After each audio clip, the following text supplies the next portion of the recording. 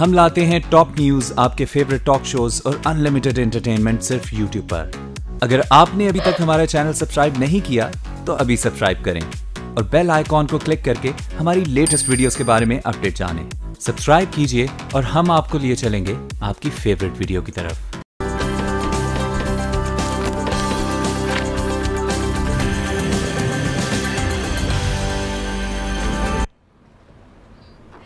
अस्सलामुअलैकुम, good morning. आज के साथ मैं हूं सबाशी और मैं हूं हाफिज मोहम्मद अवैस। तो जनाब, अच्छी सी सुबह का आगाज हो चुका है और आज की सुबह में, आज के शो में आपके लिए है बहुत कुछ और खासकर उन स्टूडेंट्स के लिए बहुत कुछ है। बहुत सारी इंफॉर्मेशन है जिनके पेपर्स चल रहे हैं और बहुत ज्यादा पढ़ते हैं, लेकिन वो भी चीटिंग माफिया से काफी ज्यादा परेशान है। तो वेस आज के शो में हम तालीम के हवाले से बात करेंगे और मैट्रिक बोर्ड के जो निज़ाम है, मैट्रिक बोर्ड का जो ओवरऑल सारा निसाब होता है, किस तरीके से तरीक़ाकार चलता है, उस हवाले से भी डिस्कशन करेंगे। और आज हम बात करेंगे उन लोगों के हवाले से जिनको गर्मियों में अपनी आंखों का बड़ा प्रॉब्लम हो जाता है और बहुत ज्यादा बेचारे परेशान रहते हैं। जैसे कि मैं और ओवैस हैं, मैं लेंस यूज करती हूँ, ओवैस ग्लासेस लगाते हैं और गर्मियों में जो है आपकी प्रॉब्लम दुगनी हो जाती है, क्योंकि जब आप ग्लासेस यूज कर रहे होते हैं या लेंस यूज कर रहे होते हैं तो गर्मियों में आपकी आईज जो है वो इरिटेट होती हैं, स्वेलिंग हो जाती है। तो इन सब का क्या हल है और साथ साथ आशोबे चश्म से हम कैसे बच सकते हैं, ओवरऑल गर्मियों में हम अपनी आंखों को कैसे मेंटेन कर सकते हैं, आई केयर कैसे कर सकते हो, वेस आज ये बातें हम करने जा रहे हैं। आपने जो आशोबे चश्म का लफ्ज इस्तेमाल किया है ना, मेरी सुबह बिल्कुल रोशन हो गई है। सुबह इतना गहरा उर्दू का लफ्ज सुनने के लिए तो बहुत खुशी महसूस होती है। इसके साथ साथ जो आपने बातें बताई, सियासी तौर पर भी हम बातें करेंगे कि सियासी माहौल जो इस वक्त बना हुआ है। आपको पता है कि कल नून लीग के 6 MNAs और 2 MPs पार्टी छोड़कर चले गए हैं और एक नया सूबा बनाने का महाज बनाया है। उस हवाले से प्रोग्राम में आगे चल के बात करेंगे। और साथ साथ आपको पता है कि आईने पाकिस्तान को आज 45 बरस मुकम्मल हो चुके हैं। आज उसकी सालगिरह मनाई जा रही है। 1973 का आइन हमें दिया गया जुल्फ़िकार अली भुट्टो की जानिब से और आज उसकी 45वीं सालगिरह मनाई जा रही है। और इस दिन को मनाने का मकसद यही है कि जिन लोगों ने इसके अंदर कंट्रीब्यूशन किया था उनको खराज अकीदत पेश किया जाए और एक बार फिर इस अज़म का आदा किया जाए कि हमारा जो कॉन्स्टिट्यूशन है उसको बालाए ताक रखना है हर चीज़ के अंदर और कानून की बालादस्ती करनी। बिल्कुल सही कह रहे हैं, हमारा जो कॉन्स्टिट्यूशन है उसको बिल्कुल सलामत रहना चाहिए और सलामत रखना है और ये काम हमारा है। गो कि हम तरमीम के हवाले से काफ़ी बातचीत करते हैं और इस हवाले से काफ़ी डिस्कशन भी होती है, लेकिन जी जहाँ पर हम आइन की बात कर रहे हैं तो वहाँ पर हम थोड़ी सी सियासत की बात कर लेते हैं। और सियासत में जैसे कि ओवैस कह रहे थे कि नून लीग के साथ जो उनके रहनुमा का जो रवैया है उस हवाले से आपको बताएंगे कि शहबाज शरीफ ने क्या कहा है, लेकिन सबसे पहले बढ़ेंगे हमारी टॉप स्टोरीज की जानिब।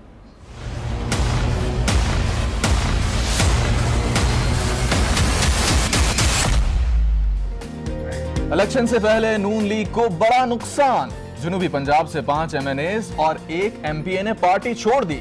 इस्तीफा देने का भी ऐलान, जनूबी पंजाब सूबा महाज बनेगा।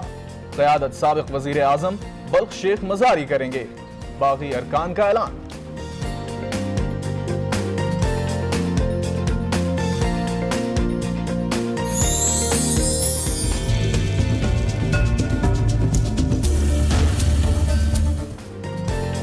कराची समेत सिंध भर में मैट्रिक के इम्तहानात जारी, इम्तहानात का अमल मजाक बनकर रह गया। नकल उरूज पर इम्तहानी मराकज में मोबाइल फोन्स का आजादाना इस्तेमाल, पर्चे आउट हो रहे हैं। नकल माफिया की मिली भगत से तलबा किताबें खोलकर पर्चे हल कर रहे हैं, लेकिन कोई पूछने वाला नहीं। पाकिस्तान का पहला मुत्तफ़िक़ा आइन 45 बरस का हो गया। मुल्क भर में आज यौम दस्तूर मनाया जा रहा है। यह दिन मनाने का मकसद आइन के बानियों और सियासी कारकुनों को खराज अकीदत पेश करना है।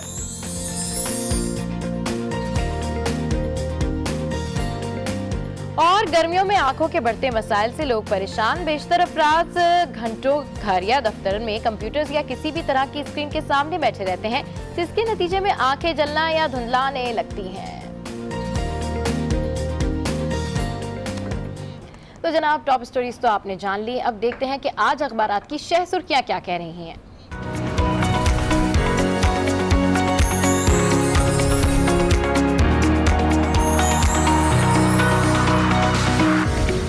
तो जी जनाब ओवैस, आप आज मेन लीड पहले पढ़ेंगे या फिर मैं पढ़ूं? अच्छा चलें जी, मैं जो है पहले आज अखबारात की मेन लीड्स पढ़ देती हूँ क्योंकि आज मेरी बारी है। तो जनाब बिजनेस रिकॉर्डर मेरे पास है और बिजनेस रिकॉर्डर में जो है यहाँ पर एक पिक्चर पब्लिश की गई है और ये पिक्चर आप लोग देख भी सकते हैं।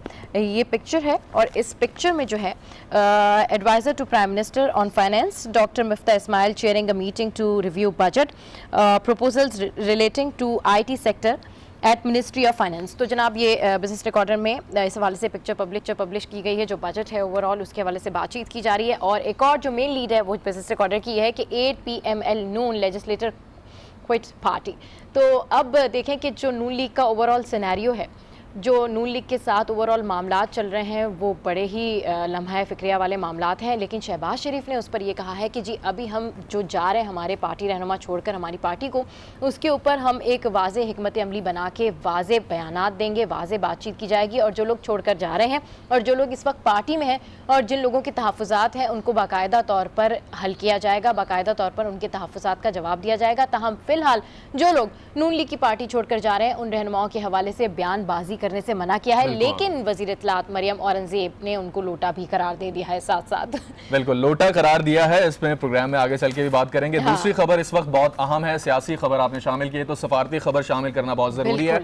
आपको पता है कि हफ्ते के रोज एक वाकया हुआ था अफसोसनाक, इस्लामाबाद के अंदर एक सफारती अहलकार की जानिब से गाड़ी की टक्कर मारी गई और उसके नतीजे में एक नौजवान जाँ बहक और एक जख्मी हो गया था। उसी हवाले से एक्सप्रेस में खबर लगी है और खबर यह है कि पाकिस्तानी नौजवान की हलाकत, अमरीकी सफारतकार का नाम ECL में डालने का खत इरसाल किया गया है, नाम वॉच लिस्ट में शामिल। पुलिस ने कर्नल जोसेफ को मुल्क छोड़ने की इतला पर एयरपोर्ट का घेराव भी किया। मुकदमे का फैसला होने तक ये बताया जा रहा है कि मुल्क छोड़ने की इजाज़त ना दी जाए। पुलिस, सेनेट, पंजाब असम्बली में तहरीक इल्तवा भी जमा करा दी गई हैं। अब ये खबर तो इस तरह से डेवलप हो चुकी है, लेकिन जो कानूनी माहिरीन हैं और जो सफारती माहिरीन हैं उनका यही कहना है कि आप कर्नल जोसेफ जो कि US मिलिट्री अताशी हैं, हाँ। उनको आप ज़्यादा देर तक पाकिस्तान के अंदर नहीं रोक सकते, क्योंकि जब ये हादसा पेश हुआ था, जब एक्सीडेंट हुआ था, अगर उनको उसी वक्त गिरफ्तार करके ना छोड़ा जाता तो फिर सूरत हाल कदरे मुख्तलिफ होती। अब क्योंकि वो वापस एम्बेसी में चले गए थे, जो थाने से उनकी गाड़ी को वापस ले लिया गया था और उसके बाद अब ये भी खदशा जाहिर किया जा रहा है कि वो मुल्क से फरार होने की कोशिश करेंगे। जैसा कि गुज़िश्ता रात सुबह देखा गया कि वो इस्लामाबाद एयरपोर्ट जा रहे थे और फिर ज़राए से खबरें मिली कि पुलिस ने नाकाबंदी की हुई है उनकी गिरफ्तारी के लिए, तो फिर वो वापस सफारत खाने चले गए। लेकिन सफारती माहिरीन इस वक्त ये कह रहे हैं कि चूंकि पाकिस्तानी एक उसमें जाँ बहक हो गया है, उसको इंसाफ दिलाने के लिए या उसको ब्लड मनी दिलाने के लिए पाकिस्तान को सफारती कोशिशें करनी पड़ेंगी, लेकिन कानूनी तौर पर उन्हें ज़्यादा देर तक पाकिस्तान में नहीं रोका जा सकता। ठीक है, और उनके जो विक्टिम हैं उनके वालिदैन भी इंसाफ मांग रहे हैं, वो भी यही कहते हैं कि उनको इंसाफ फराहम किया जाए। अच्छा वैसे अब कुछ हम बात करेंगे सियासत से हटके, कुछ कल्चर के हवाले से हम बात करते हैं। और कल्चर के हवाले से अगर बात की जाए तो अगर हम कराची की बात करें तो कराची में आजकल बड़ी फेस्टिविटी है और कराची में जितनी फेस्टिविटी है, जितने ज़्यादा एग्जीबिशंस हो रहे हैं उस हवाले से तो डेफिनेटली हम आपको बताएंगे। लेकिन कराची में एक और एक्टिविटी भी होने जा रही है और वो कौन सी एक्टिविटी है, वो है जी इनॉग्रेशन होगी। वो तमाम सड़कें अब बनने वाली हैं जल्दी जल्दी, जो कि प्रोसेस में थी और उनके बारे में कहा जा रहा था कि वो कंपाइल होंगी क्योंकि 18 के इलेक्शन भी आ रहे हैं। क्योंकि वज़ीर आला हसन सैयद मुराद अली शाह ने अब अपनी तमाम टीम को जो है वो बिल्कुल टाइटन कर दिया है और उनको कहा है कि जी जल्दी से जितने भी रोड्स हैं, चौरंगियाँ हैं, जो भी जहाँ पर काम है अंडर कंस्ट्रक्शन है, उनको जल्दी जल्दी कंपाइन किया जाए। तो हम मई में देखेंगे कि बहुत सारे हमारे कराची की सड़कें जो हैं वो बहाल हो जाएंगी और this is very good thing. चले जी देर आए लेकिन दुरुस्त आए, इलेक्शन से हमें ये तो फ़ायदा हो ही जाता है ओवेस। और अगर बात करूँ मैं थोड़ी सी एंटरटेनमेंट के हवाले से, तो एंटरटेनमेंट में अब क्योंकि हम देख रहे हैं कि सऊदी अरब में काफ़ी मामलात जो हैं वो चेंज हो रहे हैं, तो अब इस दफ़ा सऊदी अरब ने ये फैसला किया है कि जो कांस फिल्म फेस्टिवल होगा उसमें वो अपनी शॉर्ट फिल्म भेजने वाले हैं। और शॉर्ट फिल्म से मुझे याद आया ब्लैक पैंथर बड़ी हिट हो गई है ओवेस और जबरदस्त बिजनेस कर रही है। सबसे ज्यादा हॉलीवुड की तारीख के अंदर बिजनेस करने वाले फिल्म बन चुकी है। हाँ। उसने बहुत ज्यादा बिलियंस ऑफ डॉलर्स का बिजनेस किया है और लगातार मुसलसल 5 हफ्ते तो वो नंबर वन पर रही है। टाइटैनिक से उसके जो रिव्यूज हैं वो एक्सीड कर रहे हैं, तो this is very good thing. मतलब पूरे आप देखें उस रीजन के अंदर बड़ी हिट हो गई है वो फिल्म और this is very good thing. अब क्योंकि हमने मूवीज की भी बात कर ली है और हमने साथ साथ सियासत की भी बात कर ली, कल्चर की भी बात कर ली, मुख्तलिफ शहरों का हाल जान लेते हैं अब। और सबसे पहले बढ़ेंगे लाहौर की जानिब और वहाँ जानेंगे कि क्या आज सियासी और समाजी सरगर्मियाँ होने जा रही हैं और वहाँ पर मौजूद हैं हमारी नुमाइंदा हुमा भट्ट, उनसे जानते हैं। हुमा भट्ट गुड मॉर्निंग, आज कैसी हैं आप? गुड मॉर्निंग, आज बिल्कुल ठीक ठाक। और आप लोग कैसे हो? बिल्कुल ठीक ठाक हुमा भट्ट, आप बताएं लाहौर शहर में क्या हो रहा है, मौसम कैसा है? मौसम भाई आज सुबह तो हम लोगों को लग रहा था कि आज तो बादल बरस पड़ेंगे, लेकिन बादल सिर्फ आसमान पर दिखाई दिए और उसके बाद अब धूप निकल आई है। सो हमारी उम्मीदों पर पानी फिर गया है। तो लेकिन महकमा मौसमियात का तो ये कहना है कि कल तक शायद बारिश का इम्कान है और शायद हम लोग उम्मीद करते हैं कि कल ज़रूर बारिश हो, ताकि हमारा लाहौर का मौसम जो है, क्योंकि सियासत में बहुत ज़्यादा गर्म कर दिया है, तो थोड़ा सा लाहौर का मौसम ठंडा ठंडा सा हो जाए। ठीक, वैसे अब बात करते हैं हम इवेंट्स की। तो इवेंट्स में सबसे पहले बात करेंगे, मॉल रोड को तो रेड जोन करार दे दिया गया है, वहाँ पर धरने पर पाबंदी लगा दी गई है, लेकिन उसके बावजूद आज क्लर्क्स जो हैं वो फिर यहाँ पर आज धरना देने वाले हैं। मॉल रोड पर गवर्नर हाउस के सामने आज धरना देंगे, अपने मुतालबात के लिए बैठेंगे। तो देखते हैं यहाँ पर उनका धरना कब तक जारी रहता है, और अगर वो धरना दे लेते हैं तो रेड जोन की पाबंदी जो थी वो कहाँ तक कायम रहेगी। इसके बाद हम लोग देखेंगे कि चौधरी शुजात जो है वो आज मकामी होटल में अपनी ऑटोबायोग्राफी जो है वो लॉन्च करने जा रहे हैं। वो एक बड़ा इवेंट होगा, क्योंकि वहाँ पर उनकी तरफ से यकीनन कोई कमेंट्स भी आएंगे, क्योंकि आजकल इलेक्शन का मौसम है और सियासी जो गर्मा गर्मी है वो जारी है। कोई आ रहा है तो कोई जा रहा है, तो इसके बारे में ज़रूर बात होगी। आना जाना तो लगा हुआ है। बिल्कुल, हुमा भट्ट हमें लाहौर से अपडेट करी थी आपका बेहतर। और हुमा भट्ट, बल्कि शुक्रिया करने से पहले आपसे पोलियो के हवाले से पूछते हैं, ये बताएं पोलियो मुहिम कैसी जा रही है और किस तरह के इंतजाम किए गए? जी बिल्कुल बेहतरीन। अभी फिलहाल जो हमें मेडिक की तरफ से बताया जा रहा है उसमें तो ये कहा जा रहा है कि पोलियो कैंपेन बेहतरीन जारी है। उसमें 63,17,000 के करीब जो फर्स्ट डे जो कवरेज रही है, और लेकिन रिफ्यूज़ल ज़रूर होते हैं। रिफ्यूज़ल जो है वो 570 के करीब पहुंच चुके हुए हैं, और उन 570 में ज़्यादातर रिफ्यूज़ल वो हैं जो कि बच्चे घर में अवेलेबल नहीं थे, लेकिन बहुत से ऐसे भी पेरेंट्स हैं जिन्होंने अपने बच्चों को पोलियो के कतरे पिलाने से इनकार कर दिया गया है। लेकिन इसके बावजूद हम लोग सिक्योरिटी के हवाले से अगर बात करें तो पोलियो टीमों को इस बार सिक्योरिटी कवर भी दिया गया है, और सिक्योरिटी कवर में हर टीम के साथ जो घर घर जाने वाली टीमें हैं मुफस्सिल अंदाज में आगाह कर रहे हैं पोलियो के हवाले से, उनकी सिक्योरिटी के हवाले से, और लाहौर में जो सियासी और समाजी सरगर्मियां हो रही हैं उस हवाले से। हुमा भट्ट, आपका बहुत शुक्रिया। अब रुक कर लेते हैं पेशावर, जहां पर हमारी नुमाइंदा सबरानी मौजूद हैं, और उनसे जानते हैं कि पेशावर में मौसम कैसा है। खबरें ये आ रही हैं कि बारिश बहुत ज़्यादा हुई है और कई इलाकों में तुग़यानी भी है। सबा, अस्सलाम वालेकुम, good morning. Good morning to you too and Peshawar और पूरे सूबे में बल्कि मौसम तो इस वक्त काफ़ी खुशगवार है। गुज़िश्ता 2 दिन से होने वाली जो बारिशें हैं उन्होंने अच्छी खासी तबाही यहाँ पर मचाई है। खासूसी तौर पर यहाँ पर जो नासिर बाग के पास जो खवड़ है वहाँ पर काफ़ी ज़्यादा कहते हैं कि तुग़यानी आई है, और उसमें उसकी वजह से मुतअद्दिद मकानात जो हैं वो भी मुनहदिम हो गए हैं। इसके अलावा गुडनी का जो नाला है वहाँ पर भी तुग़यानी उसमें भी देखी गई है, और उसके इलाके जो साथ में जितने भी घर हैं वो भी जो है तो ज़ेर-ए-आब आ गए हैं। इसके अलावा काफ़ी सारे नशेबी इलाके जो चारसद्दा, नौशहरा, मर्दान, इसके अलावा पेशावर और जितने भी नशेबी इलाके यहाँ पर हैं वो सब ज़ेर-ए-आब आए हैं गुज़िश्ता 2 दिन होने वाली बारिश में। महकमा मौसमियात का कहना है कि आगे मज़ीद इस हफ्ते में भी और बारिश होगी। इसके अलावा PGMA जो है उसने जो प्रोविंशियल डिज़ास्टर मैनेजमेंट अथॉरिटी है उसने थ्रेट अलर्ट भी जारी किया हुआ है पूरे सूबे में कि जो आगे जो आने वाली बारिशें हैं उसकी वजह से काफ़ी ज़्यादा प्रॉब्लम्स जो हैं। अच्छा सबा, आपने माली नुकसानात के हवाले से तो बताया कि इंतज़ामिया ने जो इंतज़ामात किए थे वो उस तरह से नहीं थे, वो बारिशें ज़्यादा हो गई हैं, अब तुग़यानी है, सैलाबी सूरत हाल है। कुछ जानी नुकसानात की भी इत्तलात हैं, क्योंकि बिजली गिरने से बताया जा रहा है कि एक खातून जाँ बहक हुई हैं। बिल्कुल, जानी नुकसान एक ही खातून की कहा गया है। इससे ज़्यादा जो है तो फ़िलहाल कोई इतलात मौसूल इस तरह से नहीं हुई हैं कि ज़्यादा जानी नुकसान इस वजह से हुआ हो।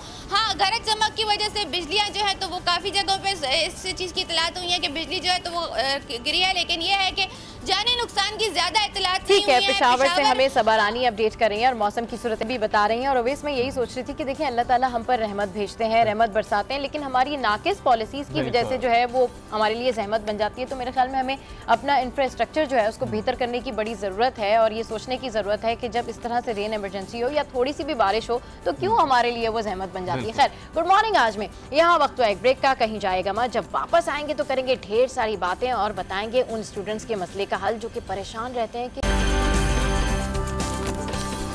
Welcome back to good morning. आज तो जनाब, जब हम ब्रेक के लिंक पे थे तो हम बहुत ज़्यादा बात कर रहे थे पोल्यूशन के हवाले से, नॉइज़ के हवाले से। तो ब्रेक के लिंक में तो हमारे यहाँ बहुत शोर शराबा होता है, हम लोग आपस में बातें कर रहे होते हैं, लेकिन अगर ओवरऑल कराची शहर के हवाले से बात की जाए या पाकिस्तान के हवाले से बात की जाए तो पोल्यूशन का मसला जो है वो ज़ेरे गौर है, वो अब तक हल ना हो सका।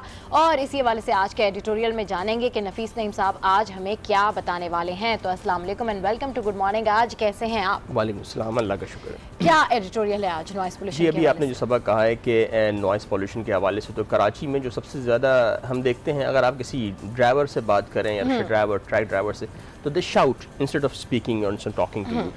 तो वो लगता है ऐसे ही है क्योंकि वो इतने, जिस तरह कहते हैं ना कि नॉइस पोल्यूशन का शिकार हो चुके हैं। ये मुख्तलिफ बीमारियों की अलामत है और उसको ना सिर्फ ये कि साइकोलॉजिकल डिसऑर्डर के लिए तरफ जाती है, हाइपरटेंशन क्रिएट करती है। और नॉइस पोल्यूशन खासकर जो हम डिस्कस करने जा रहे हैं वो है एम्बुलेंसेस। बाज़ ऐसे ड्राइवर्स भी होते हैं एम्बुलेंसेस के जिनको इमरजेंसी नहीं होती, लेकिन वो अपना फुल टाइम जो है ना वो अपना बजाते हैं, मोटर के साथ बजा रहे होते हैं और लोग परेशान हो रहे होते हैं। ना सिर्फ ये एम्बुलेंसेस बल्कि आप VIP प्रोटोकॉल में देख लें, रिक्शाज देख लें, रिक्शा की अपनी जो हमारे यहाँ बहुत ज़्यादा साउंड्स होती हैं वो पोल्यूशन का शिकार है। मशीनरी देख लें, वो है उसमें हवाले से हैं। तो ये मुख्तलिफ चीज़ें हैं जिस पर जो है हम जिसका हम पर बहुत बुरा असर पड़ रहा है। एक नॉर्मली इसका जो साउंड, जो लाउडनेस जिसको हम कैलकुलेट करते हैं वो dB में करते हैं, डेसिबल्स में। तो डेसिबल जो है ना, आम कन्वर्सेशन जैसे मैं आपसे भी बात कर रहा हूँ, ये 60 dB होता है। लेकिन कराची में कहा जाता है कि मुतादिद ऐसे इलाके हैं, बोल्टन मार्केट वगैरह देख लें आप, लियारी के दूसरे इलाके, इसमें तकरीबन 112 dB जो है वो कैलकुलेट किया गया है। Almost double. अब आप अंदाजा करें, एक अगर आप रॉक कॉन्सर्ट ले लें ना, कॉन्सर्ट में भी 120 dB होता है। तो अगर 112 dB, इसका मतलब है आप जो है कॉन्सर्ट्स से गुजर रहे हैं, वहाँ मौजूद है, यहाँ पे रॉक कॉन्सर्ट्स। तो ये कहा जा रहा है कि इसको कंट्रोल करने की ज़रूरत है और हमें उन लोगों को, खासकर जो एम्बुलेंस का कहा गया है कि एम्बुलेंस पर खास फोकस देना पड़ेगा कि जो ड्राइवर्स जो हैं वो अपने जल्दी जाने के लिए रश में जो है वो एम्बुलेंसेस को जो है हॉर्न जो है वो फुल टाइम जो है चला रहे होते हैं और उसको लोग जो है उससे परेशान होते हैं। नॉइस पोल्यूशन की वजह से आमतौर पे देखा ये गया है कि हमारा जो टॉलरेंस लेवल है वो बहुत कम हो गया है। आप किसी से थोड़ी सी भी बात करें तो वो काट खाने को दौड़ता है कि पता नहीं क्या हो गया। ये बिल्कुल सही कह रहे हैं। इरिटेशन भी है ना, आप हाइपरटेंशन है, इरिटेशन है, आप साइकोलॉजिकल डिसऑर्डर है, आपके नफ्सियाती बीमार हो जाते हैं। यहाँ तक कि एक स्टडी ने कहा कि आपकी जो ना हार्ट डिजीज की भी बाइस बनती है, जो नॉइस पोल्यूशन, हार्ट डिजीज की भी बाइस बनती है। और अब मुझे ये सारी कैलकुलेशन देख के एक चीज समझ में आ रही है कि जब हम किसी को आवाज देते हैं बात करने के लिए, तो जब हम धीमी आवाज में उसको आवाज देते हैं ना, तो शायद वो रिएक्ट नहीं करता, लेकिन जब तक उसका नाम जोर से कॉल ना किया जाए, जब तक वो कहते हैं हाँ भाई क्या हुआ, तो ये हमारा माइंडसेट बन चुका है। भी शामिल हो गया। और इसमें ये बात सही है कि हम जब वो उस वक्त कहते हैं आप सीरियस ही नहीं है, अगर आपने शाउट नहीं किया ना, तो समझते हैं आप सीरियस ही नहीं है, बात कर रहे हैं, बात तो करें तरीके से। तरीके का मतलब ये है कि आप you will have to shout at him. तो ये हम देखें ना, अगर आप थोड़ा सा अगर लैंग्वेजेस को कंपेयर कर लें तो आप देखेंगे जब आप इंग्लिश में बात करते हैं या कोई अगर मूवीज भी देखते हैं, मैं इसलिए मैसेज कर रहा हूँ कि हम किस तरफ जा रहे हैं। तो आप देखें इतने सॉफ्ट स्पोकन होते हैं, इतने लेवल उनका होता है, पिच आप अगर कैलकुलेट कर लें तो आप एक ही पिच पर जो है वो उसकी कन्वे हो रही थी। हमारे यहाँ ये होता है कि जब तक कि हम शाउट ना करें, हम समझते हैं कि हमारा मैसेज कन्वे नहीं हो रहा, लेकिन तरीका यही है कि जितने आप सॉफ्ट स्पोकन होंगे उतना ही आपको सुना जाएगा। लेकिन हमारे कान जो है ना वो ये तमाम चीजें सुनने के आदी नहीं है। हमारे कान जो है वो शाउटिंग सुनने के आदी है और हमारे कानों को वही बात अच्छी लगती है जो जोर से बोली जाए। और यही वजह है कि आप देख लें, आप किसी से भी बाहर जाके रोड पे बात करें तो वो और आपने नफीस भाई वेस्ट की मिसाल दी कि वहाँ पे बड़ा सॉफ्ट स्पोकन हो के सारी गुफ्तगू की जाती है और ये मैनर्स के अंदर भी आती है बुनियादी चीज। अगर हम मैनर्स की बात करें तो ये बैड मैनर्स हैं। हम जिस तरह से शाउट होके बात कर रहे होते हैं, लाउड होके बात कर रहे होते हैं, ये बैड मैनर्स के अंदर है। तो हमारे मुआशरे का अमूमी रवैया बड़ा खराब है। बिल्कुल बिल्कुल सही कहा। हमें कहा है कि वालिदैन थे, कहा है ना, वालिदैन के सामने से आवाज बुलंद ना हो आपकी,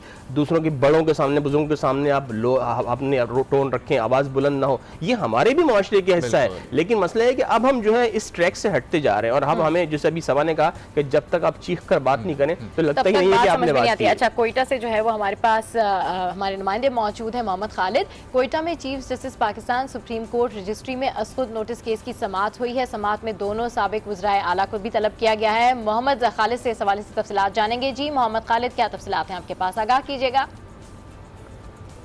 जी, बलूचिस्तान में अस्पतालों, तालीमी इदारों की हालत इज़ार और पानी की सहूलियात की फराहमी से मुतल्लिक असखुद नोटिस की समाअत जो गुज़िश्ता रोज़ शुरू हुई थी, आज दूसरे रोज़ भी chief justice of Pakistan justice Saqib Nisar की सरबराही में 3 रुकनी बेंच कर रहा है।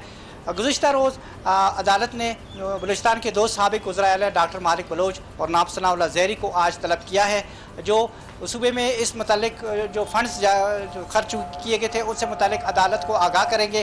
गुज़िश्ता रोज़ मौजूदा वज़ीर-ए-आला क़दूस बज़िंजो को अदालत ने तलब किया था, जिन्होंने सेहत और तालीमी इदारों से मतलब जो रिपोर्ट थी वो अदालत में सबमिट कराई थी, जिसके बाद चीफ जस्टिस ऑफ पाकिस्तान ने गुज़िश्ता रोज़ सैर अस्पताल का दौरा किया था। मुख्तलिफ हिस्से इन्होंने देखे और सफाई की वहाँ पर जो सूरत हाल थी उस पर बरहमी का इजहार भी किया।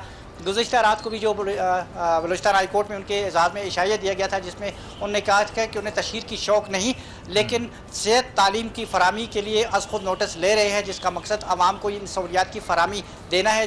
जो अच्छा खालिद ये भी बताएगा, गुज़िश्ता रोज़ की आप बात कर रहे हैं तो चीफ जस्टिस साहब ने ये भी कहा था कि बुनियादी इंसानी हुकूक के हवाले से कोई पटिशन दायर नहीं की जाती मकामी तौर पर, तो क्या इस हवाले से भी आज कोई पेशरफ्त होने का इम्कान है? जी, इस हवाले से आज ये इम्कान है कि जो बलूचिस्तान के कोटे पे जो 150 तलबा जो सूबे के मुल्क के मुख्तलिफ मेडिकल कॉलेजेस में दाखिला लेते थे, उनके वो दाखिले रोक दिए गए थे। इस मुतालिक एक आइनी दरख्वास्त जमा कराई जाएगी सुप्रीम कोर्ट में, जिसका मकसद है कि यहाँ के तालिब इल्मों को जो मुख्तलिफ मेडिकल कॉलेज है उनमें दाखिले दिए जाए, जिसका जिक्र गुज़िश्ता रोज़ की समाअत में भी हुआ था। इसके अलावा जो वकला की जो जहाँ भी कोयटा बार है और बलूचिस्तान हाई कोर्ट बार है, उसे भी ठीक है। मोहम्मद खालिद कोयटा से हमें अपडेट कर रहे थे, आप शुक्रिया। नफीस साहब देखें, अभी हम जिक्र कर रहे थे जब ब्रेक के लिंक पे थे कि चीफ जस्टिस ऑफ पाकिस्तान जो है वो किस तरीके से हॉस्पिटल गए और उन्होंने दौरा किया और तमाम चीज़ें दिखाई, हालत इज़हार दिखाई। अब कोयटा से ही जो है वो दोबारा यही खबर है चीफ जस्टिस के हवाले से कि समातों का सिलसिला जो है वो जारी है। चीफ जस्टिस बहुत फाल है और ये जिस तरह गवर्नमेंट कहा जा रहा है कि वो डिलीवर नहीं कर पा रही, तो हर जहाँ जहाँ ये देख रहे हैं जोल हैं, जहाँ लिंगेंसी है, वहाँ चीफ जस्टिस खुद नोटिस ले रहे हैं। और ये अगर पहले हो जाता इस तरह का, कि तमाम इदारे अगर मिल के पहले चलते और डिलीवर करते, तो आज हम इस नहज पर ना पहुँचते जहाँ मईशत का भी रोना रो रहे हैं, सियासी बहरान का मसाइल है। तो ये हमें सबको इदारों को अगर साथ लेके चलते पहले से ही, तो ये बहुत अच्छा हो जाता बात के लिए। खैर, हमारा अगला एडिटोरियल, अगला इदारिया हम डिस्कस करते हैं कि इदारिया का एक इशू है जेंडर गार्जियन स्कूल। ये लाहौर में पहला, पाकिस्तान में, दुनिया बल्कि पाकिस्तान में ये पहला अपनी नौयत का स्कूल है जो कि ट्रांसजेंडर्स के लिए खोला जा रहा है, और ये बहुत बड़ी डेवलपमेंट है। सबा मैं आपको बता रहा हूँ, ट्रांसजेंडर या जिसे हम कहते हैं ख्वाजा सरा, उनके जिक्र जो है वो सोफिस्टिकेटेड सर्कल्स में किया ही नहीं जाता और एक मायूब समझा जाता है कि हम ट्रांसजेंडर्स की बात कर रहे हैं, हम ख्वाजा सराओं की बात कर रहे हैं। वो भी इंसान है और ख्वाजा सराओं को इस वक्त तालीम की जितनी ज़रूरत है वो देखिए मिथ है कि ख्वाजा सरा जो है वो सिवाय डांस पार्टी में जाके डांस करने के या भीख मांगने के कुछ नहीं कर सकते। लेकिन हमने देखा रफ़ी खान थी जिन्होंने 2013 में या उन्होंने यूनिवर्सिटी से डबल मास्टर्स किया पॉलिटिकल साइंस में, और उसका अलमिया ये हुआ कि उसे 2013 में से निकाल दिया गया जॉब में, फ्रंट डेस्क ऑफिसर की तरफ बैठता था वो, उसको निकाला गया कि वो कॉम्पिटेंट नहीं है। ये एक बहुत बड़ा अलमिया है हमारे माशरे का कि, और ये एक उसने ये साबित किया कि ट्रांसजेंडर जो है वो डबल मास्टर्स कर सकते हैं। ठीक है, अभी हमने पहले भी डिस्कस किया कि आप एक हमारे यहाँ मीडिया में एक एंकर पर्सन ट्रांसजेंडर, तो ये अगर इनको मौका दिया जाए तो ये हमारे ही लेवल पर खड़े हो सकते हैं, आम इंसान की तरह। अब ये जो स्कूल जो है, जो इसे मैंने अभी आपको जिक्र किया, जेंडर गार्जियन स्कूल, ये अपनी नौयत का वाइड स्कूल है और इसमें भी 40 लोग रजिस्टर भी हो गए। ये सिर्फ ना सिर्फ प्राइमरी एजुकेशन बल्कि प्राइमरी से लेकर इंटरमीडिएट तक की तालीम देगा बच्चों को, और 15 फैकल्टी मेंबर्स हैं जिसमें 3 ट्रांसजेंडर्स हैं। 40 लोगों ने इसमें एडमिशन ले चुके हैं अब तक। ना सिर्फ तालीम, फैकल्टी मेंबर्स में से भी 3 ट्रांसजेंडर्स हैं। बहुत अच्छी बात। और देखें ना, और उसमें ये है कि ना सिर्फ ये कि एकेडमिक एजुकेशन आपको मिलेगी प्राइमरी लेवल से इंटरमीडिएट तक की, कॉलेज तक की, बल्कि टेक्निकल कोर्सेज, आप फैशन डिजाइनिंग, ब्यूटिफिकेशन और दूसरा हेयर स्टाइलिंग कोर्स, ये इस तरह की कंप्यूटर, मोबाइल रिपेयरिंग, ये सारे कोर्सेज भी वहाँ कराए जाएंगे। इसका मतलब दीगर तालीमी इदारों के अंदर जो कोर्सेज होते हैं, अब जो स्कूल खुला है उन्हें भी वहाँ पे वो मौके मिलेंगे और इक्वल अपॉर्चुनिटीज मिलेंगी। बहुत जबरदस्त बात है। अगला एडिटोरियल क्या कह रहा है? जी, अगला हम डिस्कस कर लेते हैं थोड़ा सा। ये शाम में कीमियाई हम देख रहे हैं कि बात हो रही है कि शाम में जो है इस वक्त कीमियाई हथियारों का इस्तेमाल हुआ है और बहुत सारे तकरीबन 100 से ज़ायद अफराद इसमें जहाँ बाग हो चुके हैं। अमेरिका ने मानने से इनकार कर दिया है। शामी गवर्नमेंट का कहना है कि हमारी कार्रवाई नहीं है, लेकिन अमेरिका अब जो है वो ये कह रहा है कि ये हम इसका बदला लेंगे। इसको हम नहीं मानते कि गवर्नमेंट इन्वॉल्व नहीं है। बशार अल असद को इवन डोनाल्ड ट्रंप ने तो एनिमल करार दे दिया है कि हम ये इसकी क्यों नहीं कर रहे हैं, और वो कह रहे हैं कि हमारे साथ आएंगे। और अमेरिका अब कार्रवाई कर रहा है। शाम का अलमिया ऐसा है कि तमाम इस वक्त मुस्लिम उम्मा को जो है वो यकजा होना पड़ेगा और इसका खबर नोटिस लेना पड़ेगा, वरना ये मसला जो है कहीं वही उम्मत मुस्लिमा को यकजा होना पड़ेगा। हो क्यों नहीं रहे? अब तक तो हो जाना चाहिए था। और क्या चाहिए? कितना जुल्म देखेंगे हम? देखें ना सबा, हम ये देख रहे हैं इस वक्त जिनको इस मामले में पढ़ने की ज़रूरत है वही फरीक बने हुए हैं। आप देखें ना, हमें सबसे पहले इस वक्त जो सबसे बड़ा ख़तरा वो ये है, इस वक्त जो असल जो मसाइल की जड़ है वो सऊदी अरब और ईरान टेंशन है।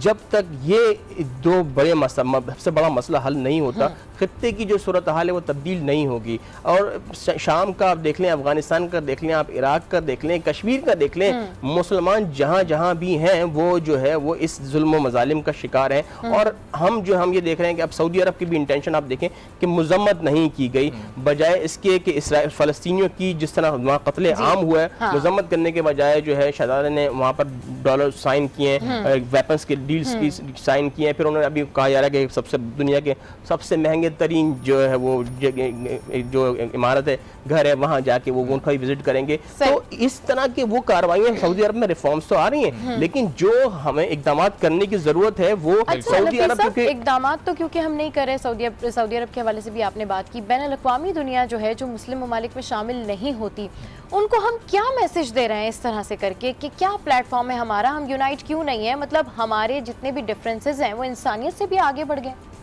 सोचने की बात तो यही है ना सबा। आप इस वक्त देखें कि वही कि हम जो है अपने ही हम जो मजालिम हो रहे हैं हम पर, हम उसका तस्करा नहीं कर पाते। अफगानिस्तान का आप इशू देख लें, हमने जो डिस्कस किया था कि 100 से ज़्यादा बच्चों को मार दिया गया है। हमने कोई मुस्लिम उम्मा ने OIC की मजम्मत आनी चाहिए। देखें अभी कल मैं देख रहा था HR की उसमें एक वो रिप्रेजेंटेटिव थे जो कि सरबरा, वो रो पड़े प्रेस कॉन्फ्रेंस के दौरान। भारत में मजालिम का जिक्र करते हुए उनकी आंखों से आंसू आ गए और सब वहाँ पर जो लोग थे वो खड़े हो गए अपनी सीटों से, उनके पास जाके उनको तसल्ली देने लगे। ये हाल है उन लोगों का जो कि स्टेक होल्डर, जो हमारे मुसलमान लोग हैं वो ज़्यादा इस वक्त महसूस कर रहे हैं दर्द। तो मुस्लिम उम्मा को ये दर्द महसूस क्यों नहीं है? इसलिए वजह क्या है कि हम अपनी हुकूमतें, अपने वसाइल, अपनी सीट के पीछे लगे हुए, अपने इक़्तिदार के पीछे लगे हैं। बिल्कुल सही कह रहे हैं, हम जो है उम्मा के पीछे नहीं लगे, उम्मा का दर्द नहीं है। नफीस भाई, यहाँ पे जो हमारा एक इस्लामी फौजी इत्तेहाद बनाया गया था, उसका रोल हमेशा से जब बन रहा था, कहा जा रहा था कि मुसलमानों के लिए ये बनेगी और जहाँ जहाँ दहशतगर्दी होगी उसके खिलाफ बनेगी। तो शाम के अंदर एक अरसे से डिस्टेबिलिटी है, वहाँ पे इस्लामिक फौजी इत्तेहाद का कोई रोल क्यों नहीं नज़र आता? वो इसलिए नहीं नज़र आता कि वे सऊदी अरब की जो है इंक्लिनेशन जो है वो दूसरी तरफ है। अगर आप सऊदी अरब जो है उसे डोमिनेट कर रहा है और ये जो इत्तेहाद है वो सऊदी अरब का ही बनाया हुआ है, तो जब ये उनकी इंटरेस्ट के खिलाफ होगी वो चीज़, तो वहाँ वो इंटरवीन नहीं करेगा, वो नहीं जाएगा।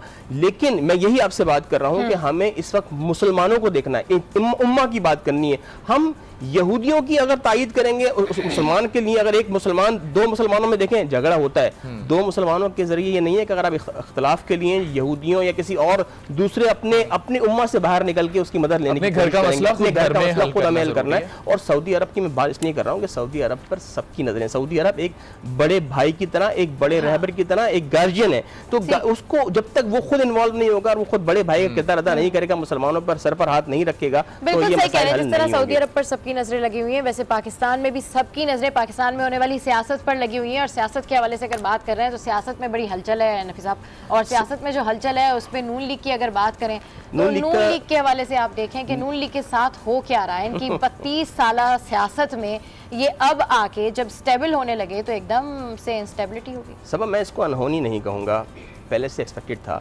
और कल हमने डिस्कस किया था, मैंने शायद आपको याद है, मैंने कहा था कि 60% जो है वो रहनुमा जो है वो नून लीग को जो है वो छोड़ जाएंगे। ये कुछ खबरें आ रही थी, एक्सपेक्ट कर रहे थे, इसलिए कि देखें इस वक्त बड़ा ही अजीब सूरत हाल है। आप देखें इलेक्शन करीब है, गवर्नमेंट ने एमनेस्टी स्कीम ऑफर कर दी, गवर्नमेंट बाज नहीं आ रही।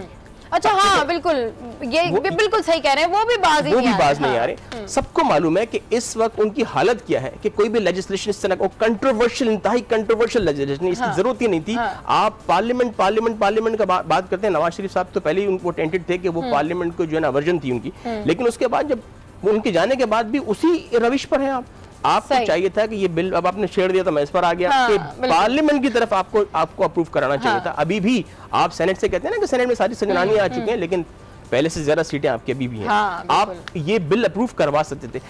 क्या जरूरत पड़ी थी कि आप 2 महीने आपके पास है और हैप्पीली आपने जो है किसी को नवाजने की थी? क्या ये कोई एनआरओ था ऑफशोर कंपनीज के हवाले से? क्या वजह थी? सब यही इसी हवाले से परेशान है कि आप देखें जब आप इस तरह की स्कीम देते हैं ना Saba, you are truckling against those who rate the taxes. भाई जो टैक्स पेयर है उनके लिए परेशानी हुई। हाँ, नहीं आपने उनके लिए मामला एमनेस्टी स्कीम ऑफर करने का मतलब है आपने सरेंडर कर दिया और गवर्नमेंट ने 4 मरतबा सरेंडर किया है। इसका मतलब है फेलियर तो खुद एक्सेप्ट कर लेना। बिल्कुल फेलियर तो कहीं ना कहीं है, लूप होल्स तो बिल्कुल है। नफीस नईम साहब हमारे साथ मौजूद थे एडिटोरियल्स के लिए, आपका बेहद शुक्रिया। गुड मॉर्निंग आज में अब वक्त हुआ है एक इंस्टेंट ब्रेक का, तो ये हम गए और ये आए। Stay with us, keep watching good morning आज।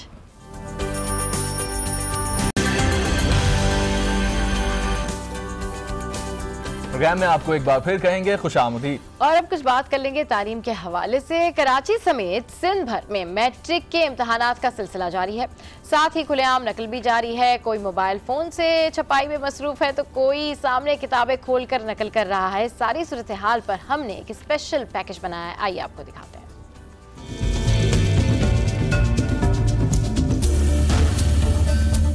कराची समेत सिंध भर में मैट्रिक के पेपर्स मजाक बनकर रह गए। इम्तिहानी मराकज में खुलेआम नकल का सिलसिला थम न सका। बोटी माफिया भी सरगर्म है। इंतजामिया नकल रोकने में मुकम्मल तौर पर नाकाम हो गई है। सूबाई महकमा तालीम गफलत की नींद सोने में मसरूफ है।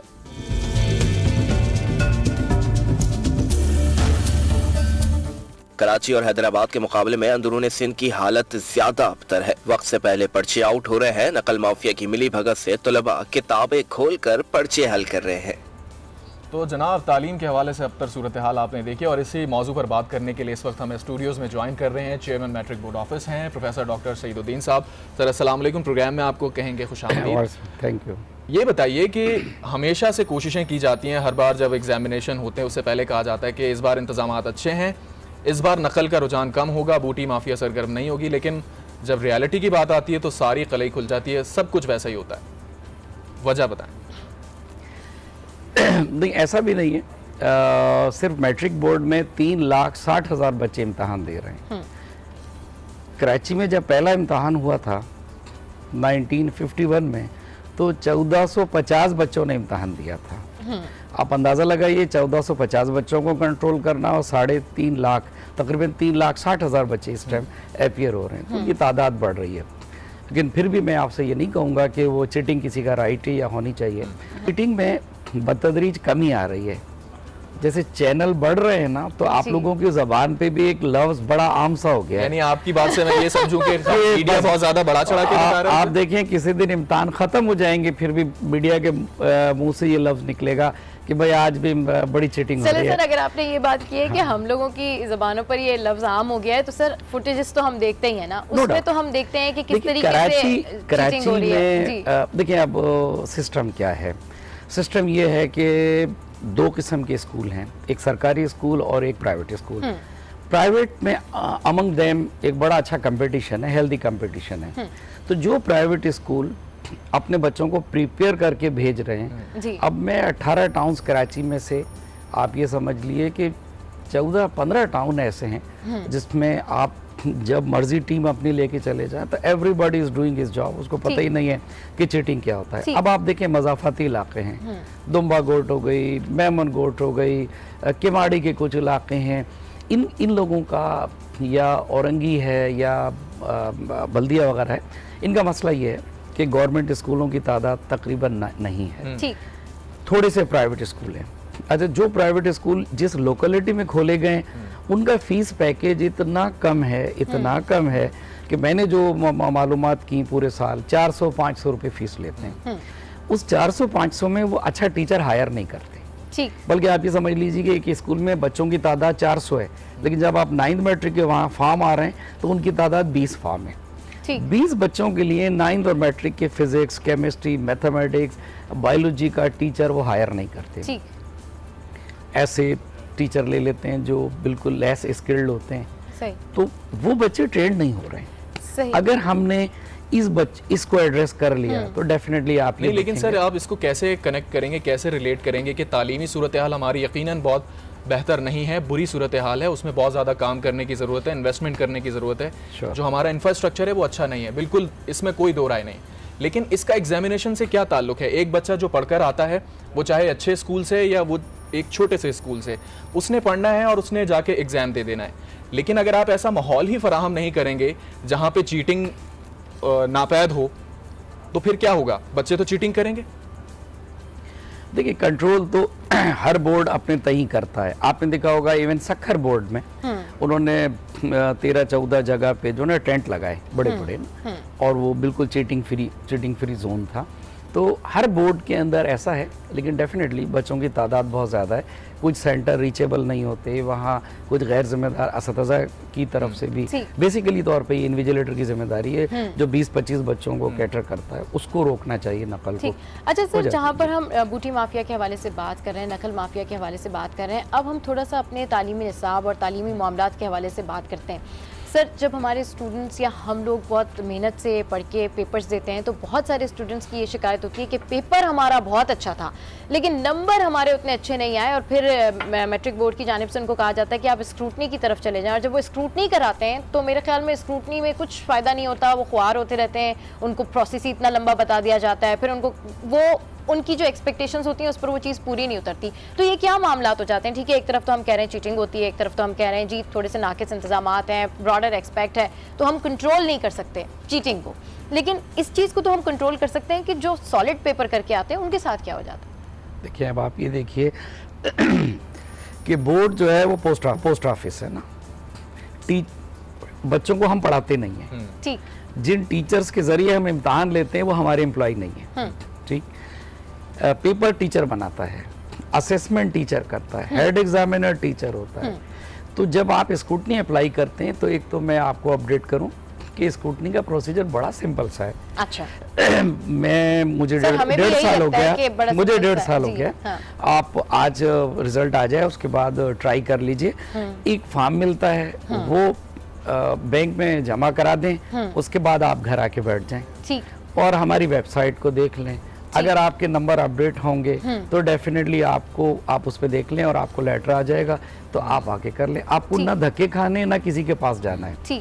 अच्छा, स्क्रूटनी के मुतालिक एक मिसकंसेप्शन ये है कि शायद बोर्ड ने लिया और उसके बाद आपको रिजल्ट मैं बड़ी जिम्मेदारी के साथ आपको बताऊं कि एक हमारे पास सीनियर टीचर्स की कमेटी होती है। अच्छा। जितने आप अप्लाई करते हैं केसेस, वो फिजिक्स, केमिस्ट्री, हर सब्जेक्ट वाइज उनके पास चले जाते हैं। वो हर 1-2 रोज के बाद वो कमेटी 3-4-5-6 घंटे के लिए बैठती है। उसको हम कहते हैं रेफर टू हेड एग्जामिनर, ठीक।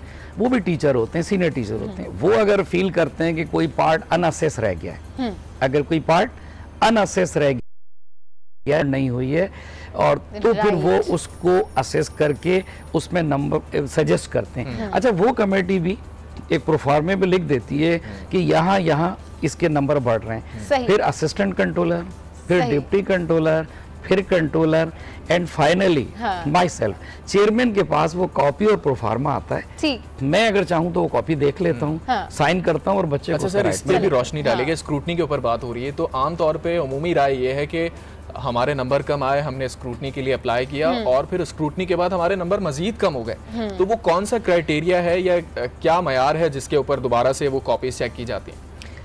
टीचर ही चेक करते हैं। और मैंने 1.5 साल हो गए, मैंने एक कॉपी भी ऐसी नहीं देखी जिसमें किसी के नंबर कम हुए हों। सही, बड़े तो हैं, सही, कम एक के भी नहीं होते, ये ऐसे ही कहते हैं बच्चे। मैंने बहुत सारे लोगों को जो क्राई कर रहे थे कि सर जुल्म हो गया, सही, तो मैंने हमदर्दी के तौर पे कापी मंगाई और उन बच्चों के सामने रख दी। उस मदर भी थी उनकी, उन्होंने कहा जी हमारे बच्चों ने इतना दिया। जब देखा तो मैंने कहा आप देखिए, मैं आप गड़बड़ नहीं कर, मेरे कमरे में बैठ के चेक की। फिर उसके बाद कहने लगे सर मेहरबानी करके पास कर दें। तो देखिए, ऐसा नहीं है कि कापियां बिल्कुल गलत चेक हो रही, यही टीचर चेक करते हैं।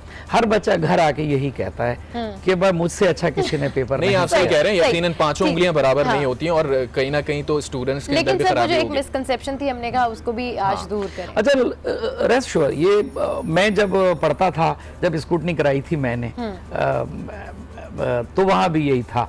हम भी ये समझते थे कि ऐसे हमें एक वो दे देते हैं, लेकिन मैंने यहाँ तमाम बोर्डों का यही तरीका है, मगर मुझे अपना ज़रा पता है कि वो यहाँ तक आती है और उसमें मेरा ख्याल तो कोई 2-2.5 हज़ार बच्चों को इससे बेनिफिट मिला है। सही, 2-2.5 अभी एग्जाम के बच्चों को आप कह रहे हैं कि बेनिफिट मिला होगा। अच्छा, ये खबरें भी बहुत सारी गर्दिश करती रही कई बार कि जो इम्तिहानी कॉपीज़ मराकज़ से जाती हैं सेंटर्स तक चेक हो गई, कई बार वो कॉपीज़ भी मिसिंग हो गई। तो उन कॉपीज़ के हवाले से क्या मैकेनिज्म होता है कि आप बच्चों को किस तरीके से पास करते हैं और फिर उनका रिजल्ट कैसे बनता है? एग्जामिनेशन सेंटर पे जाते में तो नहीं, जब ये एग्जामिनेशन सेंटर से कापियां आ रही हैं बोर्ड की तरफ, हम इसको सीरियल करेंगे, इस पे कोडिंग करेंगे और अपने पास सेंट्रल असेसमेंट कराएंगे।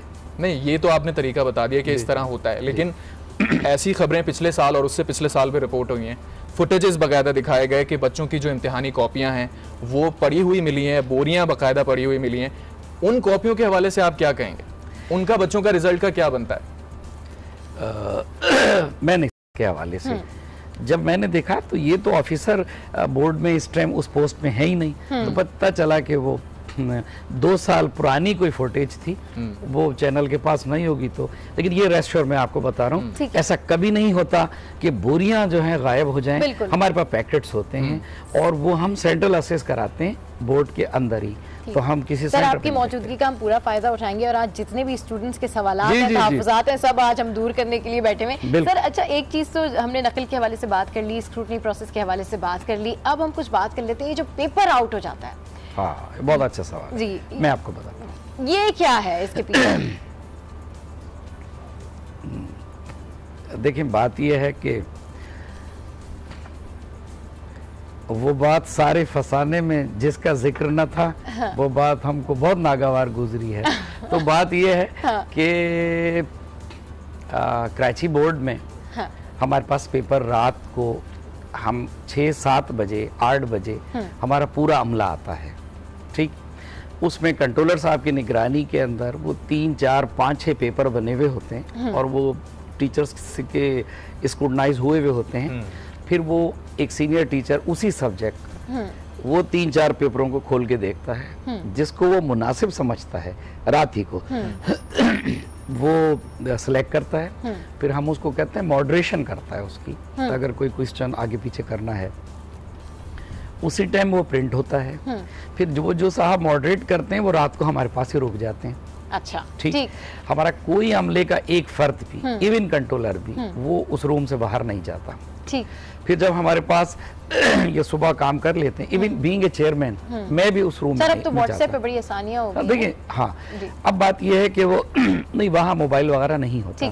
फिर हमारे पास से ये सुबह जैसे 9 बजे है तो 7 बजे हमारे पास से सारी गाड़ियाँ, हमने 11 हब बनाए कराची में, वो 11 हब ये ले जाते हैं कॉपियाँ। ये जब वहाँ पहुँच जाते हैं तो वहाँ मुख्तलिफ जो CCOs हैं ना, जो इंचार्ज होते हैं, वो वहाँ मौजूद होते हैं, वो अपना अपना पैकेट लेते हैं।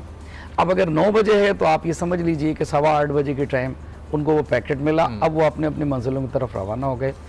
अब जैसे ये सेंटरों में पहुँचते हैं वहाँ 20-25 मिनट बाकी होते हैं। जब 20-25 मिनट बाकी होते हैं तो वो सेंटरों पर ज़ाहिर इस पेपर को खुलना है।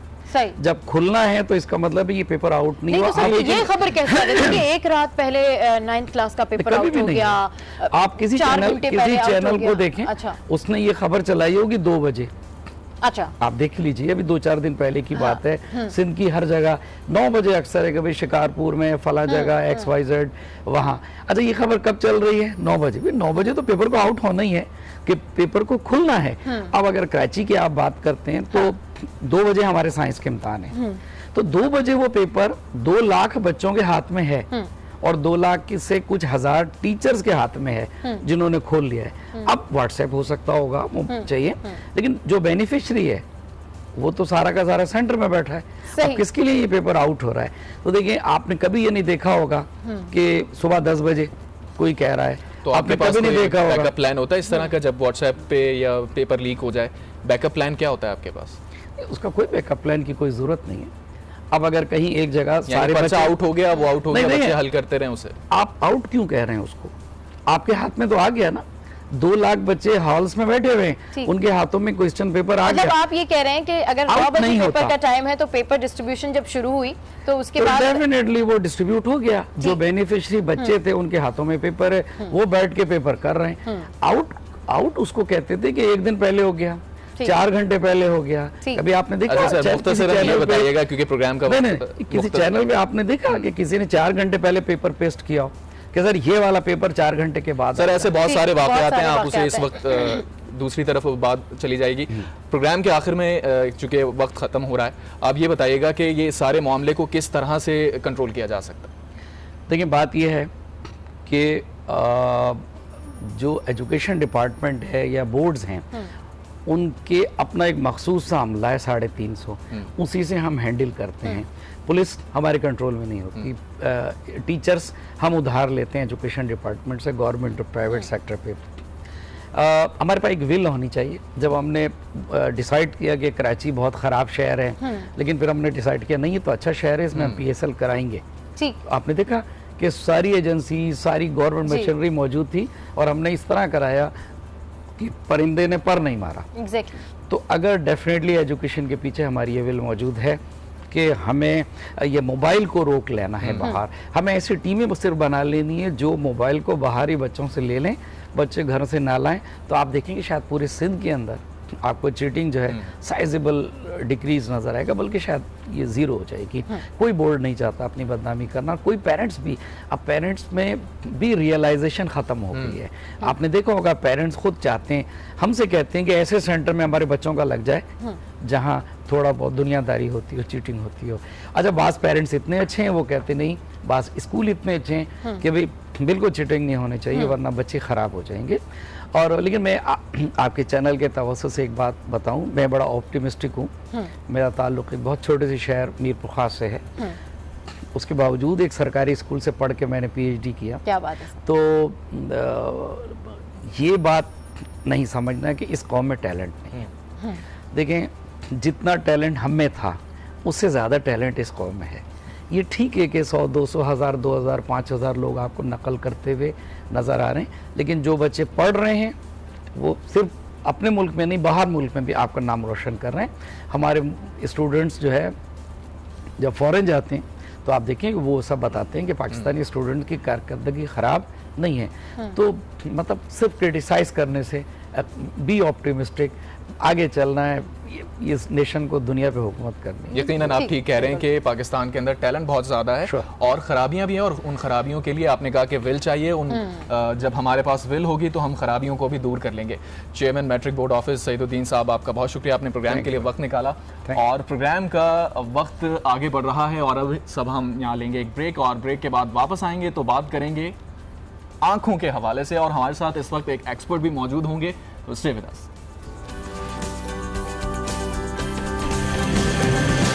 Welcome back to good morning. तो जनाब, हम आइस से रिलेटेड अब बात करने जा रहे हैं, और अब आपको बताएं कि गर्मियों में आंखों के बढ़ते मसाइल से लोग बड़े परेशान हैं। बेशतर अफराद घंटों घर या दफ्तर में कंप्यूटर्स या किसी भी तरह की स्क्रीन के सामने बैठे रहते हैं, जिसके नतीजे में आंखें जलना या फिर धुंधलाने लगती हैं। इस हवाले से एक रिपोर्ट तैयार की आई, आपको दिखाते हैं। आंखें रूह की खिड़कियां होती हैं, मगर क्या आपको मालूम है कि आंखों की कुछ अलामात को देखकर आप मुतादिद तिबी मसाइल या बीमारियों के बारे में भी जान सकते हैं। आजकल बेशतर अफराद कई घंटे घर या दफातर में कंप्यूटर से या किसी भी तरह की स्क्रीन के सामने बैठे रहते हैं, जिसके नतीजे में आंखें जलना या धुंधलाने लगती हैं। आंखों के नीचे गहरे हल्के भी एक बड़ा मसला है।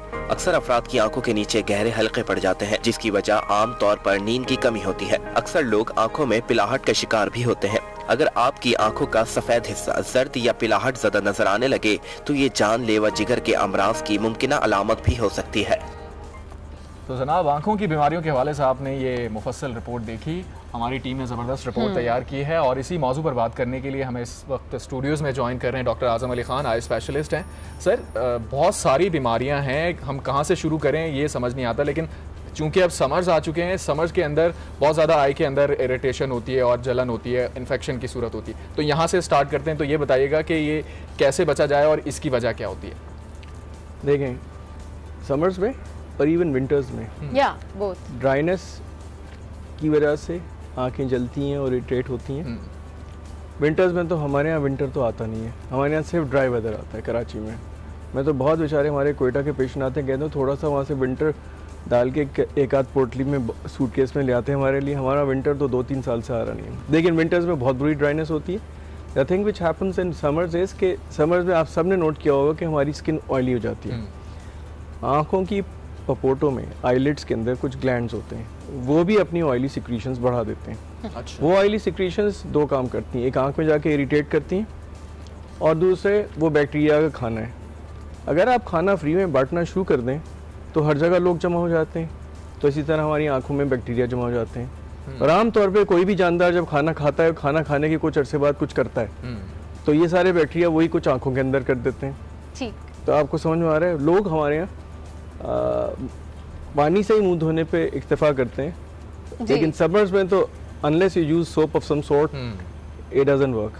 सही, ठीक। सर, ओवरऑल आइज़ के हवाले से क्योंकि बड़ी मिसकंसेप्शन भी है, कहा जाता है जी अगर आपकी आंखें जल रही हैं तो फ़ौरन से घर वाले कहते हैं आप गुलाब का अर्क डाल लें, और या फिर आप ठंडे पानी से अपनी आंखें धो लें, या फिर आप जो है थोड़ा सा रिलैक्स कर लें। तो इस हवाले से बताएं, बड़े सारे मिसकंसेप्शंस हैं, बहुत सारे मिथ्स हैं। बहुत अच्छा सवाल। मैं ये चाह रहा था कि कुछ ऐसी चीज़ें जिसके बारे में मिसकंसेप्शंस एंड मिथ्स हैं वो एड्रेस हो जाए। ठीक। गुलाब का पानी के बारे में तो शायद किसी ज़माने में असली गुलाब थे और शायद किसी ज़माने में पानी साफ़ था। अब तो ना गुलाब ना पानी, ये इस कोई आँख के अंदर कोई भी चीज़ डालना ख़तरे से खाली नहीं है। मैं स्ट्रिक्टली आंखें खोल के आँखों को वॉश करने से मना करता हूँ। अल्लाह ताला ने ये आँखें बड़ी ज़बरदस्त चीज़ बनाई हैं। सिर्फ आँखों के अंदर जो ये ड्राइनेस की बीमारी है ना, जो इवन डॉक्टर्स बहुत लाइटली लेते हैं, इसकी अगर आप डिटेल्स में जाएँ ना तो इतने मोटे वॉल्यूम्स ऑफ रिसर्च काफ़ी नहीं होंगे just to explain and treat dry eyes. आँखों के अंदर एक बहुत ज़बरदस्त अल्लाह ताला का निज़ाम चल रहा है उनको लुब्रिकेट रखने के लिए। अब आप सोचें, अगर आपका वाइपर मुसलसल विंड स्क्रीन पे चलता रहे नॉन स्टॉप, और अगर आप वहाँ पे थोड़ा बहुत लुब्रिकेंट पानी डालें तो वो वाइपर भी घिस जाएगा और विंड स्क्रीन भी ख़राब हो जाएगी। तो ये हमारे वाइपर्स हैं जो बार बार आँखों को साफ़ करते हैं ब्लिंक करते वक्त, अंदर से वो लुब्रिकेंट निकल रहा है, तो वो लुब्रिकेंट आँखों के लिए बनाए। उसमें बहुत सारे कंपोनेंट्स हैं जो कि सिर्फ पानी में नहीं होते। पानी तो एक्चुअली उन लुब्रिकेंट्स को बहा देता है, तो आँख को खोल के पानी नहीं धोना, आँखों को खोल के पानी से किसी स्टेज पे नहीं धोना चाहिए। ये हमारे ये इस सब कॉन्टिनेंट का बहुत बड़ा मिसकंसेप्शन है। लोगों को बहुत शौक है आँखों को खोल के, खुली हुई आँखों को धोते हैं, which is the worst thing you can do. और बाकायदा कहा जाता है कि अरे झपकाएं नहीं, बिल्कुल प्रॉपर वॉश करें। वो बिल्कुल गलत चीज़ है। अगर वॉश करना है तो उसके लिए सिंपल तरीका ये कि आर्टिफिशियल टीयर्स हज़ारों किस्म के मिलते हैं। वो आर्टिफिशियल टीयर्स क्योंकि बनाए गए हैं हमारे टीयर्स से मिलते जुलते, तो they can clean the eyes. ठीक।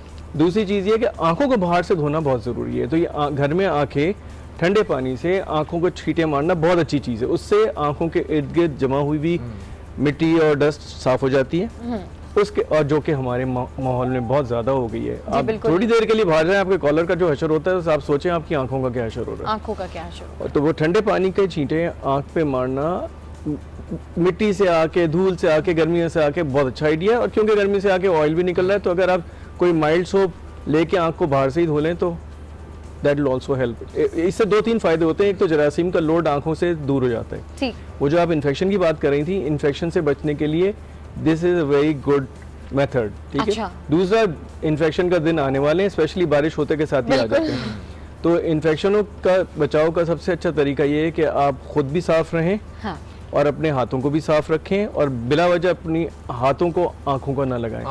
बड़े अजीब मिसकंसेप्शन है। लोग इन्फेक्शन होते हैं वो जेम्स बॉन्ड बन के फिर रहे होते हैं। आपने देखा होगा ना, डार्क ग्लासेस फौरन लग जाते हैं, हालांकि उससे कुछ भी नहीं होता। सही।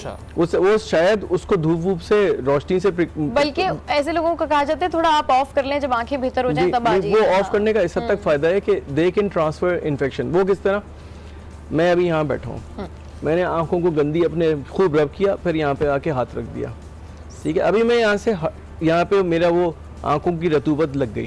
ठीक ठीक। इससे पहले कि वो रतूबत ड्राई होती या साफ कर दी जाती, दूसरे साहब आके बैठे, बड़े आराम से यूं बैठे, फिर उनकी आंख में खारिज हुई, उन्होंने यूं किया, उन्होंने जरासीम जो पहले वाले साहब ने अपने जरासीम यहाँ डिपॉजिट किए थे, दूसरे वाले ने वो जरासीम जर्म्स उठा के अपनी आंख में डाल दी। This is how it works.